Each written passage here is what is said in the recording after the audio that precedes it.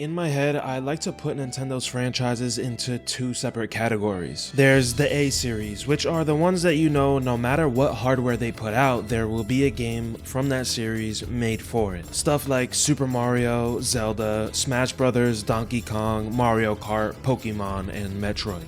Then there's the B series, the ones that have stuck around for a while, but seemingly in the last decade have been abandoned. Nintendo owns a lot of stuff, so we won't be covering all of the B series today, so don't message me about Balloon Fight. Don't. And while these series may seem doomed, never say never. Kid Icarus got its third game 21 years after its second game. And what did we learn from it? Nobody cares about Kid Icarus. Nobody ever cared about Kid Icarus. F-Zero. 0 F's given. About F-Zero. F-Zero is one of those series people like to mention quite a lot. They say things like, why does Nintendo always make a new Mario but not a new F-Zero? Well, Junior, you see, when a company and money like each other, they like to go upstairs, and F-Zero never really made Nintendo that much money compared to its other first-party series. It was the 19th best-selling Super Nintendo game and the 3rd worst-selling game bundled with the console. It was the 43rd best-selling Nintendo 64 game, and I think you see where this is going. I found some mixed information on F-Zero GX for the GameCube sales, but I also found a report that Nintendo apparently publicly stated what GameCube games sold over 1 million, and GX didn't make it, but I'll trust the 1.5 because I saw it on more websites. Either way, if F-Zero was Nintendo's only racing series, it would make sense to keep it around. But when you have Mario Kart usually in the top 5 selling games for each Nintendo console and handheld, it makes sense why they let it go. In 2021, Toshihiro Nagoshi, the producer for GX, said that he would like to make another F-Zero if Nintendo wanted it, and that he would like to make it a bit more challenging and skill-based compared to Mario Kart. I'm not a huge F-Zero guy, I have very little experience with it, but that sounds cool to me. Mario Kart can be the game that you play with your kids or friends who don't game that much, and maybe even your family, but when you want a serious racing experience, pop in F-Zero. The last game was released 19 years ago, in 2004, only in Japan. Yikes.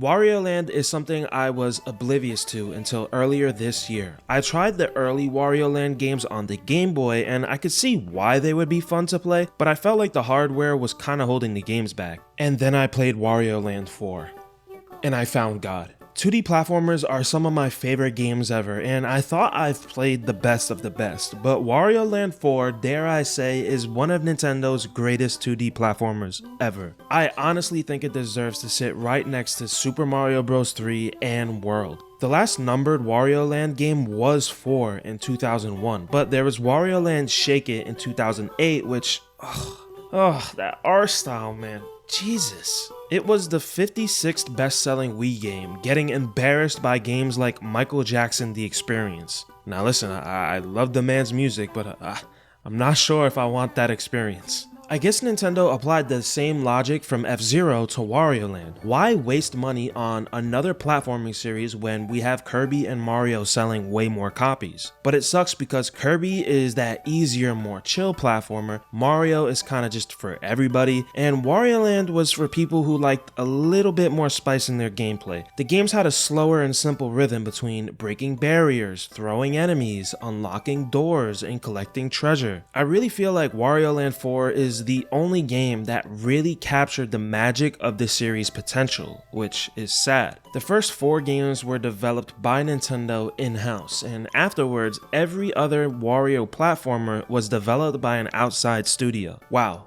It's almost like when you actually put the time and care into your own creations instead of just giving them to somebody else, the end product turns out better. Okay, this one's kind of easy. When most people think of Star Fox, they think of Star Fox 64. It's the crown jewel of the series. It's the only one people would say is a must play if you're planning to collect a library of games for a specific Nintendo console.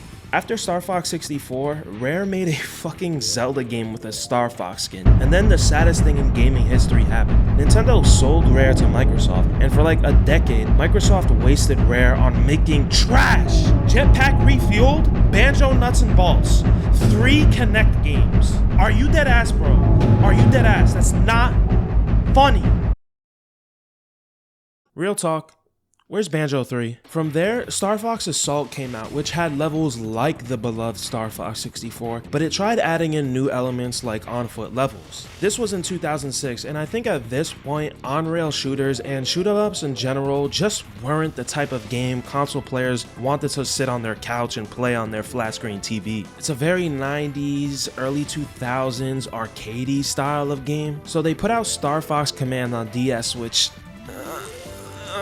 barely sold $500,000. So 5 years later, I guess as a Hail Mary, they remade the only game in the series that was ever truly beloved on the 3DS. And apparently Miyamoto made a joke saying like that this remake had to sell well or the series would be cancelled. Luckily, it sold better than any of the previous games and it scored well, but again, it's a remake. This should have been the moment that Nintendo heard the reception and slightly better sales as a message. This is what the fans want. But instead, they decided to co-develop Star Fox Zero with Platinum Games, and I remember when Star Fox Zero came out, it was a shit show, and it sold less than half of what Star Fox 64 Remake did. Wow, it's almost like the fans were trying to tell you something. So after Squaresoft stopped making games, mostly for Nintendo's consoles, for a couple of years, it left a huge hole in Nintendo's catalog. So they had to go in-house to make RPGs, and it seemed like for a while, fans were satisfied. Paper Mario 1 is awesome, but most people say the sequel is even better. Then there's the Mario and Luigi games, which most fans adore the first and third game. But fast forward to the present day, and Nintendo has ruined both of those series, either stripping the RPG elements down to a bare minimum, or having stories that don't have an ounce of charm the original games had. It's like Nintendo just hates traditional RPGs, and that sucks because it's my favorite genre. But they have another RPG series that usually got great reviews and the fans loved, and they abandoned it. Golden Sun 1 has a 91 on Metacritic. Golden Sun 2 has an 86. They both sold pretty well. And that was at a time where JRPGs did not sell well. People thought it was a genre to be left behind. Imagine how they'd sell now. Golden Sun Dark Dawn was the third and final game, which released on DS to a 79 on Metacritic. Again, the mid-2000s were a time where a lot of game reviewers and players felt like turn-based battling was outdated. It's kind of funny though, because most people say the best JRPG of these dark times is Lost Odyssey on the 360, and Dark Dawn still reviewed better than it. While I'm not the biggest Golden Sun fan personally, I would like to give it another try. I'm sure nothing was truly wrong with Dark Dawn. It probably just came out at a bad time. But for it to get pretty good reviews when most people hated JRPGs is pretty impressive. Other than Fire Emblem, which has more of a tactical spin on it, Nintendo really is missing a truly great first-party turn-based RPG. And it sucks because I know they can do it well. And now we live in a post-Persona 5 world where turn-based JRPGs have proven profitable. Like really profitable. So if the rumors of the Thousand Year Door remaster end up being true, I feel like we have to support it. We have to buy it. Just to show them what we actually want, and hopefully just to wake them up. And even if it doesn't work, it wouldn't hurt to have a fire Nintendo RPG on the Switch. So let's end this video with a little positivity. Everybody knows these games.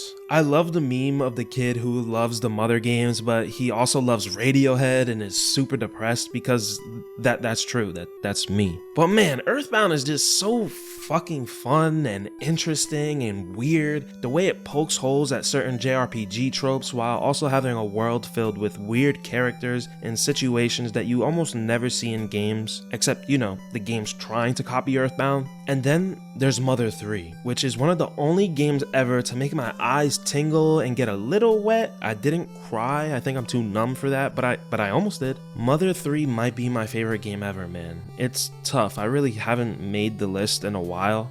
Shigesato Itoi is such an interesting man.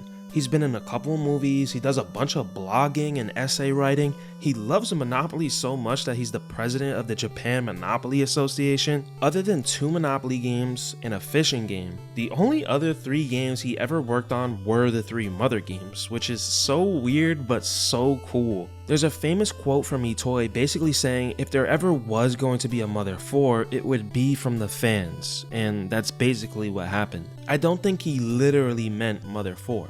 I think he meant things like Off, Lisa, Oddity, Yumi Nikki, Jimmy and the Pulsating Mass, and of course Undertale. Hell, even Toby Fox met Itoi and mentioned Mother 4 and mentioned helping him make Mother 4, which is pretty ballsy. And Itoi responded saying that Toby should just make Undertale too. Then there was this other badass quote where he compared video games to albums and musicians who put out 10 albums or more. Let's be honest, fans who go to their concerts usually want to hear shit from the first couple of albums, not the later stuff.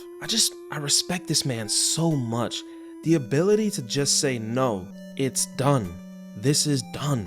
There's no reason to be sad that there's not a 4th, 5th, or 6th game, because you already have 3 masterpieces that you can replay anytime. I really appreciate Nintendo's respect towards Itoi. They own the IP, they could have given it to some shitty studio to make sequels, but they haven't, and it's been 17 years since Mother 3. I don't mean to get dark, but sometimes I wonder and I get a little sad at what I think will be inevitable. In 10 or 20 years, Itoi and the other old heads at Nintendo might not be with us anymore, and I'm sure one day some young douchebag who rises up to a high position in Nintendo is gonna look for some stuff to milk, and I'm sure Mother 4 will be announced one day. But even if that does happen, it doesn't erase the amazing Mother trilogy and Itoi and Nintendo's respect towards it. We live in a world where everything has to get milked. There has to be a sequel, a prequel, an Apple TV Plus, whatever the fuck it's called, TV show, a podcast. I just love that this guy said, here's 3 games. I put my heart into them. Goodbye. So in my opinion, the Mother series was abandoned for a very good reason. Thank you so much for your time, everybody. If you liked this video, let me know down below, and if you want to see a sequel, again, let me know. Peace.